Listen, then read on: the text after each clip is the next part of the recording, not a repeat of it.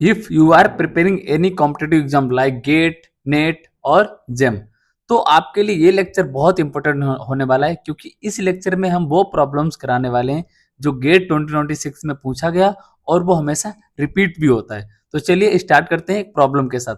जैसा कि आप पहला प्रॉब्लम देखते हैं, तो जब इस प्रॉब्लम को देखिए कैसे सॉल्व करना है, बहुत इजीली। तो सबसे पहले जो आपको सर्किल दिया गया, पहले आप बोर्ड ड्रॉ कर लीजिएगा। तो दिया गया मॉड जेड बराबर 7/9, इसका मतलब इसका सेंटर कितना होगा 0 0 और रेडियस कितनी होगी 7/9। तो जो आपको रीजन दिया गया, तो आपको क्या करना है, इस रीजन के अंदर की बात करना है, बाहर की नहीं। तो जितना भी आपका प्रॉब्लम डिफाइन है वो किस पे 7/9 के रेडियस के अंदर की बात करनी है, ठीक है ना। दूसरी बात, जब भी आपको ऐसा प्रॉब्लम दिखता है कॉम्प्लेक्स इंटीग्रेशन से, तो आप क्या करिएगा, उसके पोल्स निकालिएगा। पोल्स कहां से आएगा, जो डिनोमिनेटर है 1 माइनस जेड की पावर 101, उसको क्या करेंगे 0 के बराबर। तो 1 माइनस जेड की पावर 1010, इसको क्या लिख सकते हैं, देखो इसको हम ओपन कर सकते हैं 1 माइनस जेड। इसमें अगर फॉर्मूला लगाएं तो कैसे ओपन कर सकते हैं, देखिए। तो हम इसको इस तरह से लिख सकते हैं 1 minus Z 1 plus Z square, इस तरह से, और बराबर में 0। देखिए जितना भी इसके पास, देखो जो आपका 1 माइनस जेड की पावर 101 है, उसके पास कितने रूट होंगे, रूट ऑफ यूनिटी 101। देखिए जो भी मतलब जेड की पावर 101 बराबर 1, ये आप इसके पास कितने रूट होंगे 101, रूट ऑफ यूनिटी। और वो सारे के सारे रूट जो भी आएंगे वो किसको सेटिस्फाई करेंगे, मॉड जेड बराबर 1। लेकिन आप यहाँ पे एक बात नोटिस करिए, यही आपका, बट आपके पास जो सर्किल दिया गया वो क्या दिया, मॉड जेड बराबर 7/9। 7/9 आपका क्या है, 1 से हमेशा क्या रहेगा, छोटा रहेगा। इसका मतलब क्या है, इसके अंदर, इस सर्किल के अंदर एक भी पोल आपका नहीं होगा। तो बाई कॉची थ्योरम, अब देखिए हमारा रीजन है 7/9, मतलब कोई भी पॉइंट उसके अंदर नहीं होगा। इसका मतलब क्या है, तो कॉची थ्योरम क्या बोलती है आपको, अगर आपको कॉची थ्योरम नहीं पता है तो आप जाके एक बार वन शॉट में देख लीजिए, आपको समझ आएगा कि कॉची थ्योरम क्या बोलती है। तो कॉची थ्योरम बोलती है कि जो भी इंटीग्रल है वो उसका वैल्यू कहां जाएगा, 0 जाएगा। तो फाइनली इसका आंसर क्या आएगा, 0। तो ये आपका 3 नंबर में आपका 2 नंबर में पूछा गया गेट के प्रॉब्लम में। तो option number C is correct. तो चलिए देखते हैं नेक्स्ट प्रॉब्लम। और कॉची थ्योरम पे प्रॉब्लम हर हर बार एक ना एक आता ही है आपका, तो आपको इस पे प्रॉब्लम्स की प्रैक्टिस करनी पड़ेगी। तो चलिए देखते हैं अगला प्रॉब्लम। अब दूसरा प्रॉब्लम को थोड़ा ध्यान से पढ़िएगा। देखिए आपके पास डी क्या दिया है, यूनिट डिस्क है, ठीक है। और एक चीज नोटिस क्या करिएगा कि आपको दिया गया है कि जो फंक्शन है आपका वो कैसा है, एनालिटिक फंक्शन। तो थोड़ा पढ़ने में ध्यान दीजिए। तो ये आपका इंपॉर्टेंट है, एनालिटिक फंक्शन, और दूसरा कंडीशन क्या दिया गया, F0, F0 बराबर क्या है 0, और वैल्यू आपका पूछ रहा है एफ डैश 0 का। तो देखिए इसको अप्रोच कैसे करना है, सिंपल सी बात, जब भी आपको एफ डैश 0 और ये दो कंडीशन दिया गया है और फंक्शन आपका एनालिटिक है, तो आपको दिमाग में आ जाना चाहिए कि आपको क्या यूज करना है, स्वार्ज लेमा। ओके, तो स्वार्ज लेमा आपका क्या बोलता है, तो जब भी ऐसा आपको कंडीशंस दी गई हैं, तो आपको जब भी एफ डैश 0 निकालना है तो आपको हमेशा क्या लगाना पड़ेगा, स्वार्ज लेमा। आप हमेशा दिमाग में आना चाहिए। तो वो क्या बोलता है कि जो एफ डैश 0 होगा उसका मॉड हमेशा क्या रहेगा, 1 से छोटा रहेगा या 1 के बराबर रहेगा, ये रहेगा। अब आपको इसको सिंपलीफाई करने की जरूरत नहीं है, आप सिंपल सा देखिएगा ऑप्शंस में। पहला ऑप्शन क्या बोलता है आपका, कितना है 5/2 आई। ये आपका क्या, इसका मॉड अगर हम निकालें 0 पे, तो क्या आपका 1 से छोटा है, नहीं, तो क्या है आपका, ये नहीं होगा। दूसरा 1/10, ये हो सकता है। 3/2 आपका 1 से बड़ा है, और इसका मॉड निकालें तो ये -5/2, तो क्या हो जाएगा प्लस का 5/2, तो आपका क्या आएगा 1 से बड़ा। इसका मतलब क्या है, आपका सिर्फ ऑप्शन क्या बचता है, बी। तो इस प्रॉब्लम को एग्जाम में आपको इस तरह से अप्रोच करना है, तो ताकि आप विद इन मिनट्स आप प्रॉब्लम को सॉल्व कर सकें। तो चलिए देखते हैं अगला प्रॉब्लम।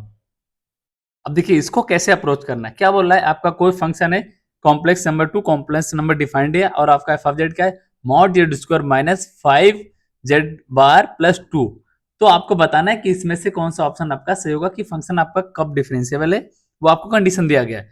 तो इसको आपको अप्रोच कैसे करना है, देखिए सबसे पहले जो फंक्शन दिया गया उसको आप थोड़ा सा, मॉड जेड स्क्वायर, आपको थोड़ी सी मॉड का प्रॉपर्टी पता होना चाहिए। देखो mod Z square plus sorry -5 z बार प्लस 2, यही दिया गया। तो इसमें देखिए आप क्या कर सकते हैं, हमारे पास क्या है, मॉड जेड का प्रॉपर्टी होता है जेड बार, हम ये लिख सकते हैं -5 z बार प्लस 2। आपको बताना है फंक्शन कब डिफरेंशिएबल होगा। तो यहां से कॉमन क्या रख सकते हैं दोनों में से, मॉड जेड बाहर ले लीजिए, मॉड जेड बार, सॉरी जेड बार बचेगा क्या अंदर, जेड माइनस 5 प्लस का 2, ये बचेगा एफ ऑफ जेड। एक बात देखिए, जो ये फंक्शन है मॉड जेड बार, ये क्या होता है आपका, नॉट डिफरेंशिएबल, ये आपका डिफरेंशिएबल नहीं होता है। अगर आपको एफ को डिफरेंशिएबल दिखाना है तो क्या कंडीशन मिल रही, तो आपको इसको क्या करना पड़ेगा, जीरो लेना पड़ेगा, मतलब जेड माइनस 5 बराबर जीरो। तो जेड बराबर क्या आ रहा है, 5, सॉरी जेड बराबर कितना आएगा, 5। इसका मतलब अगर फंक्शन को डिफरेंशिएबल होना है तो कहां पे होगा, जेड बराबर 5 पे। तो आपका ऑप्शन में देखिए क्या बोला है, F is differentiable eight Z बराबर 5i, तो आपका क्या होगा ऑप्शन, गलत होगा। तो पहला ऑप्शन आपका डिस्कार्ड हो जाएगा। दूसरा, दूसरा क्या, हाँ दूसरा वाला आपका क्या है, करेक्ट है। तीसरा क्या है, माइनस आई पे बोल रहा है, -5i पे, ये भी आपका गलत है। अभी हमने कंडीशन निकाला, ये देखो ऐसा क्यों हो रहा है, क्योंकि आपका मॉड जेड बार क्या होता है, जेड बार क्या होता है आपका, नॉट डिफरेंशिएबल होता है। इसका मतलब क्या है, आपको अगर डिफरेंशिएबल दिखाना है फंक्शन को तो कहां पे होगा, इसको कंडीशन को आपको जीरो लेना पड़ेगा, ठीक है ना। तो आपका ये वाला भी क्या होगा, गलत होगा। तो ऑप्शन कौन सा करेक्ट, बी। तो इस तरह से आप अप्रोच करेंगे एग्जाम में तो इजिली टाइम के अंदर, आप मिनट्स के अंदर आप इसको सॉल्व कर सकते हैं। तो चलिए देखते हैं अगला प्रॉब्लम। इस प्रॉब्लम को पढ़िए, बहुत अच्छा प्रॉब्लम है। क्या बोल रहा है आपका, आपको एक सीरीज टाइप का दिया, पावर सीरीज टाइप का, ठीक है ना। बट आपको इसमें पूछा क्या है, उसने पूछा है रेडियस ऑफ कन्वर्जेंस क्या होगी इसकी। तो इसको कैसे अप्रोच करेंगे, दो चीज देखो, कन्वर्जेंस कहां पे, जेड बराबर 5 पे, डाइवर्जेंस कहां पे, जेड बराबर -5 पे। तो ये दो कंडीशन आपको दिया गया, उसकी हेल्प से आपको निकालना क्या है, रेडियस ऑफ कन्वर्जेंस। तो चलिए देखते हैं इसको कैसे सॉल्व करना है। देखिए हमको फाइंड करना क्या है, आरओसी मतलब रेडियस ऑफ कन्वर्जेंस, ये निकालना है। कैसे निकालेंगे, तो जो आपको पहला कंडीशन दिया कि ये आपका कन्वर्ज कहां पे कर रहा है, जेड बराबर 5 पे। तो फॉर कन्वर्जेंस आपका रेडियस ऑफ कन्वर्जेंस का कंडीशन क्या होता है, फॉर कन्वर्जेंस जब आपका कन्वर्ज कर रहा है तो रेडियस ऑफ कन्वर्जेंस हमेशा क्या रहती है, लेस देन। अब बताइए, एक मिनट पहले एक यहां पे बात करते हैं, इसका सेंटर क्या है, सेंटर, सेंटर आपका क्या है, 2, centre is 2, Z minus Z not मतलब आपका सेंटर क्या हो गया, 2। तो हमेशा क्या होगा आपका, कि जो जहां पे आपका कन्वर्ज कर रहा है वो पॉइंट कहां पे कन्वर्ज कर रहा है, 5 माइनस क्या होगा हमेशा, सेंटर, सेंटर कितना है, 2। तो रेडियस ऑफ कन्वर्जेंस हमेशा छोटी रहेगी या बराबर रहेगी किससे, मॉड रेडियस ऑफ मतलब जहां पे वो कन्वर्ज कर रहा है उस पॉइंट पे माइनस किससे, सेंटर से। इसका मतलब कितना आ रहा है, ये हमेशा आएगा लेस देन, यहाँ पे माइनस करो आप, 5 माइनस 2 3, तो क्या आएगा, मॉड 3, मॉड 3 का मतलब लेस देन 3। तो सॉरी, लेस देन 3, पहला कंडीशन आपका आ रहा है कि जो रेडियस ऑफ कन्वर्जेंस होगा, जो कन्वर्जेंस के लिए वो कितना होगा, 3 से छोटी रहेगी, इसको क्वेश्चन नंबर 1 डाल दो। एंड दूसरा, फॉर डाइवर्जेंस, आपको ये कॉन्सेप्ट पता होगा तभी आप एग्जाम में सॉल्व कर सकते हैं। तो फॉर डाइवर्जेंस, डाइवर्जेंस किस पॉइंट पे कर रहा है आपका, -1 पे। तो हमेशा याद रखना है कि रेडियस ऑफ कन्वर्जेंस हमेशा उस बड़ी रहेगी किससे, कि जो आपका पॉइंट है डाइवर्जेंस का क्या है, -1, और माइनस सेंटर, सेंटर कितना है, 2।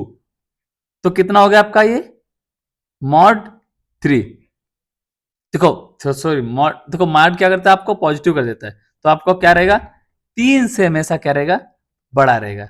तो दूसरा कंडीशन आपका इस केस में आ रहा है कि आर जो बड़ा होगा हमेशा किससे रहेगा, 3 से होगा।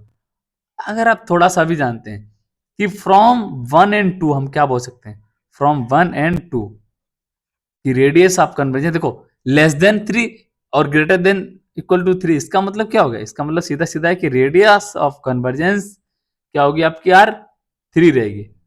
तो इस तरह से आप इस प्रॉब्लम को एग्जाम में टैकल कर सकते थे, अगर आपको पता है कि कन्वर्जेंस और डाइवर्जेंस के केस में आपका रेडियस ऑफ कन्वर्जेंस क्या रहता है, तो आप वहां से आरओसी इजीली निकाल सकते हैं। तो आई होप आपको ये समझ आया होगा। तो चलिए देखते हैं नेक्स्ट प्रॉब्लम। देखिए आपको क्या है, नंबर ऑफ जीरोज निकालना है इस इक्वेशन का। आपका क्या है, आपका इक्वेशन क्या है, देखिए कि जेड की power 6 plus 5z cube plus 4z plus 11। आपको बताना है कि जो आपका ए एनुलस है, एनुलस क्या है कि मॉड जेड 1 से बड़ा होगा, 3 से छोटा रहेगा। तो आप पहले आप मॉड जेड बराबर 1 पे देखिए, मॉड जेड बराबर 1। आप क्या करिए, इस प्रॉब्लम को इस तरह से करिए कि आप इसमें जो एफ ऑफ जेड, आपको ये एफ ऑफ जेड है ना, एफ है, आप इसमें वैल्यू डालिए तो आपका क्या आएगा, 1 की पावर 6 मतलब 1 प्लस 5 प्लस 4 प्लस 11, ठीक है ना, 11 आपका। आप देखिए इन तीनों का सम 11 से छोटा रहेगा, इसका मतलब है जो एफ बराबर क्या आएगा, 11। तो डिग्री कितना होगा इसका, डिग्री होगा 0, करेक्ट, क्योंकि 11 का 11 के पास क्या है, कोई एफ ऑफ जेड टाइप का कुछ है नहीं, तो जेड का पावर 0 मतलब इसका डिग्री कितना आएगा, 0।